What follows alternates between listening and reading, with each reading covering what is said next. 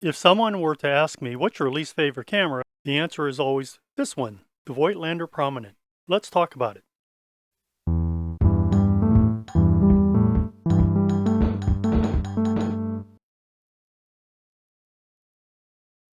Originally released in 1952 with a follow-up model, the Voigtlander Prominent 2 in 1958, this camera is probably the most frustrating camera that I own.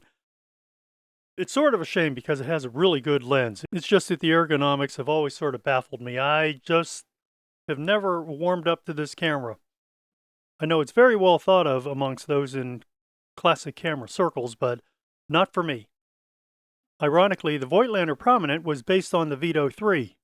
The Vito 3 is a folding camera, and it was part of the folding Vito series, although it was a large departure from the earlier cameras that were smaller and featured generally, for the most part, a color Scopar lens, or Scopar lens, which is a Tessar type.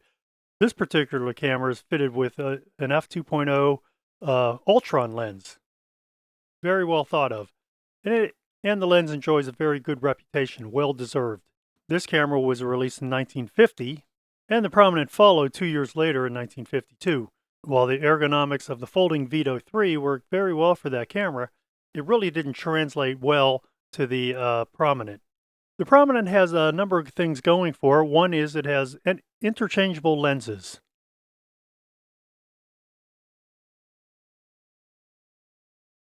Notice that this also is the Ultron, the f2.0 50mm Ultron, probably the same design, but in a slightly different version.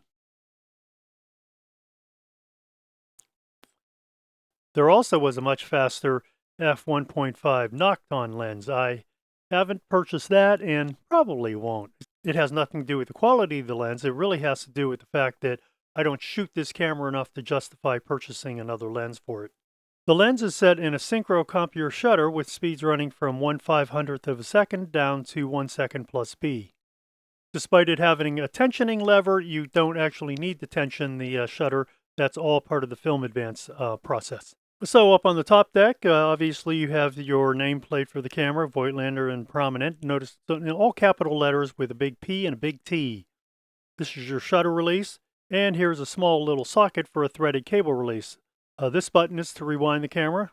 This is a press and hold rewind.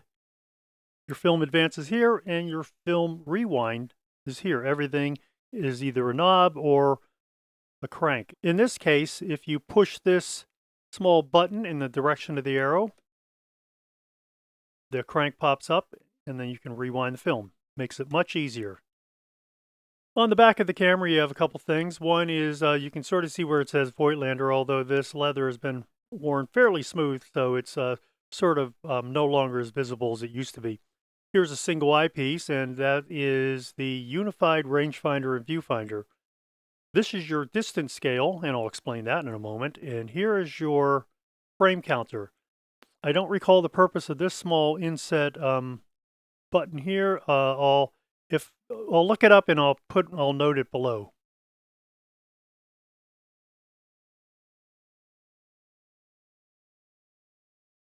One thing that sets this camera apart from other cameras is the physical location of the rangefinder/viewfinder eyepiece, which is pushed far to the right. In most, not most but not all, but in most rangefinders, this window is going to be over here on the left side. So what's the effect of that? The effect of that is it forces you to use your right eye for viewing and focusing. You can use your left eye, but when you use your left eye, you'll find that your thumb is constantly poking you in your right eye.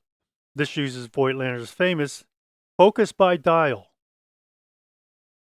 And as you can see, as I turn this, the lens moves to and away from the body. Obviously this makes this a unit focusing design in which the entire lens moves either away from the film plane or toward the film plane. The Vito 3 has the exact same arrangement and layout. Even this nameplate up on top of the camera is very similar, though it says Vito 3 and not Prominent. Once again, all the buttons are the same. Even down to this little button, release the rewind crank. the film advances over here, but in this case, the film only advances the film, but it doesn't tension the shutter. So for that, you always have to remember to tension the shutter manually before you trip the shutter. This also is a unit focusing design, and you can see the lens moving to and away from the film plane. Once again, this reads Voigtlander on the back of the camera. This one's in a bit better shape, although the leather has started to lose some of its color, but I'll take care of that. To open the back of the camera to load the film, you simply press these two little extensions or tabs, and then the back pops open. Inside, we see a fairly traditional arrangement, although you'll notice the back of the leaf shutter here. You'll notice one little corner of one of the leaf shutter blades is turned upward, and this is very common in a leaf shutter, so that's not unique and it's not a problem with this camera. Here's your take-up spool. These are your little sprocket wheel that engages in the small cutouts in the film. You can push the post upward to aid in loading the film. And here are your film rails and a roller guide to keep the film moving in a orderly manner. On this side is your pressure plate. And of course, the role of the pressure plate is to keep the film flat against the film rails so that when you take your photo, the film will be as flat as possible and you will record as sharp as image as possible, always dependent upon the taking lens being of sufficient quality. In this case, the Ultron is a very good lens and will always give you a very sharp photo. On the bottom, not a whole lot going on. You have your tripod socket in alignment with the center of the lens, and you have a small little film minder just to give you just to help you remember what type of film you've loaded into the camera. The first time I used this camera, I immediately noticed that the ergonomics were like all wrong. One of the problems is the weight of the camera. So before I get too far, let's weigh the camera. So the Voigtlander Prominent comes in at a very hefty 1 pound 14.9 ounces, or we could say 1 pound 15 ounces, 1 ounce shy of 2 pounds. How about the Vito 3? The Vito 3 comes in at 1 pound 6.7 ounces, and if we want to round up, we could say 1 pound 7 ounces. So it is fully half a pound lighter than the Voigtlander Prominent. As it turns out, those 8 ounces make a big difference with this camera. With this camera, half a pound turns out to be very noticeable and really affects the handling of the camera. So the issue is that you don't cradle this like you normally would with a 35mm camera. You have to actually hold it like this, right? So your finger has to be on shutter release. You have to somehow move your thumb out of the way if you're going to use your left eye for focusing. And if you're not, well, your thumb can rest up here.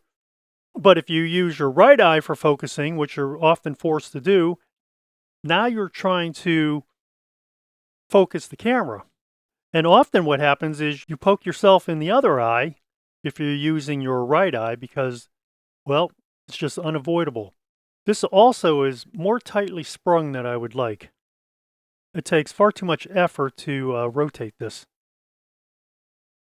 On the Vito 3, because it's a different type of assembly, it works much better. This I just found to be an ergonomic challenge. I would call it an ergonomic nightmare, but ergonomic challenge. So the first time I used this camera, that was something I noticed immediately, how difficult it was to focus and hold the camera and release the shutter while keeping the camera steady and level. After I'd taken 3 or 4 photos, something happened internally and it tore the film. So that also was a big disappointment. Although I was able to get a couple of photos off, none were really that sharp, and I think it was because I was really struggling with the ergonomics. And you might say, hey, you know, maybe it's just you. Maybe you just weren't able to adjust to the camera.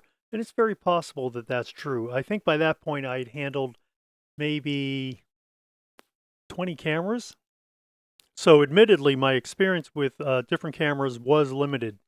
Although it also helped me decide what I liked and what I didn't like. Fast forward a couple years and I decided to give this another try, and I took this on an outing. I think was I working at the time? No, I think I had just moved. So I took this on an outing and took some more photos with it. And this time I was more satisfied with it. I think I was able to wrestle this camera into submission, or maybe I just adapted a bit more to it. I've never really enjoyed using this camera, and at some point I'm probably going to sell it. And the reason I'm going to sell it is because there are people out there who will make much better use of it than me. But I've been wanting to make this video for some time just to talk about it. And so you can see the first roll film that I ever shot with this, I believe I was using Ektachrome either 100 or 200. And then the next roll, I was using a black and white film.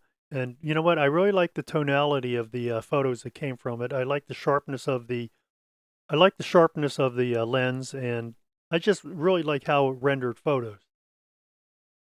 And because I liked it so much, I think I'm going to shift my attention over to the Vito 3 and away from the Voigtlander Prominent.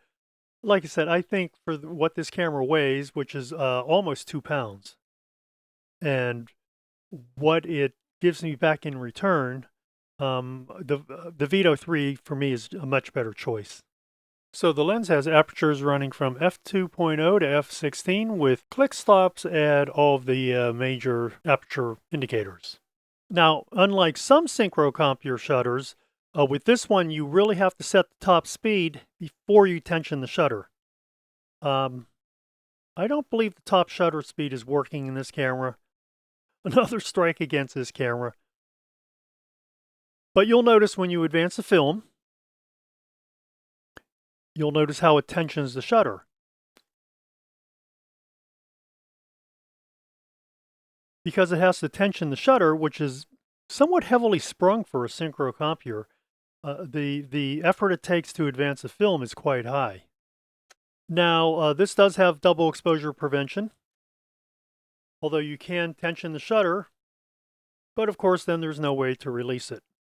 These small little tabs here, these are for mounting some of the other lenses that mount to the outside of the lens. It must have a cutout or something. I don't have those lenses, but it must have a cutout or something that allows you to change the shutter speed. So what happens after you tension the shutter, if you want to engage the self-timer, you simply push this all the way to the right, if you're looking at the front of the camera. And then when you trip the shutter, it will give you roughly a 10-second delay. And that was pretty common with most of these self-timers. This small switch, this little green switch, lets you switch from electronic flash synchronization or X synchronization to bulb. This is your flash synchronization post. This particular model does not have an accessory shoe on the top of the camera. Yeah, the Prominent 2 has an accessory shoe. The Prominent 2, I don't find it to be that attractive of a camera. And you'll see what I mean. It just seems unbalanced. Both this one and the Vito 3, they have a more pleasing design. They're roughly symmetrical in that you have similarly size-shaped knobs on each side. Of course, obviously you have a circle here and a square here, and you have these little cutouts. But you can see how both cameras share a similar design. I think it's very pleasing, as I mentioned. So what's my final rating for the Voigtlander Prominent? I gave this camera a rating of 8.5. The lowest mark for me, always keep in mind that these ratings are subjective, so the lowest mark for me was ergonomics and usability. For me, this camera is just a nightmare to operate. I don't enjoy using it, and like I said, I don't fully understand the popularity of this camera, other than it does feature a quite good f2.0 Ultron lens. I think the Vito 3, which has the same lens as this particular camera, the one that I own, is a much superior model, despite it being based on the same body shell. The extra weight of this camera really hurts it, and also a very tightly sprung focus by dial system is not enjoyable to use. And with the viewfinder pushed all the way to the right, trying to steady a 2-pound camera with one hand while using the other hand to focus and avoid poking yourself in the eye, which is inevitable regardless of which eye you use, either left or right, because of the placement of the viewfinder window. I always thought it's sort of a shame that this camera is a nightmare to use. So my suggestion is, if you're interested in the Prominent, don't pay too much for one. And if you really like that lens, go find yourself a Vito 3. You'll be much, I think you'll be much happier in the end. I guess in short, I would say, love the lens, don't love the body. And now we've come to the end of this video. If you enjoyed this video, think about giving me a like or subscribe. If you'd like to leave a comment, please do so below, or you can send me an email at contact@camera-talk.net. By the way, nobody has ever asked me what my least favorite camera is. Well, tell me about yours. Feel free to leave a comment below. You can click that icon in the lower right corner of the screen for more content about cameras and photography. And I'll see you on the next video.